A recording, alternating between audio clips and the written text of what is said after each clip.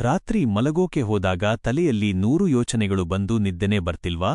ಹಳೇ ವಿಷಯಗಳನ್ನೇ ನೆನೆಸಿಕೊಂಡು over thinking ಮಾಡೋದು ನಿಮ್ಮ ದೊಡ್ಡ ಪ್ರಾಬ್ಲಮ್ ಆಗಿದ್ಯಾ?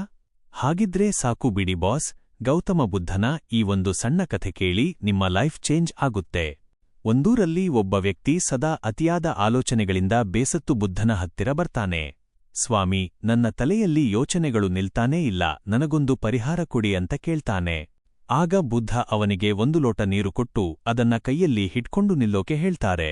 1 ನಿಮಿಷ ಆದ್ಮೇಲೆ ಬುದ್ಧ ಕೇಳ್ತಾರೆ, ಕೈನೋವು ಆಗ್ತಿದ್ಯಾ? ಅವನು ಇಲ್ಲ ಅಂತಾನೆ.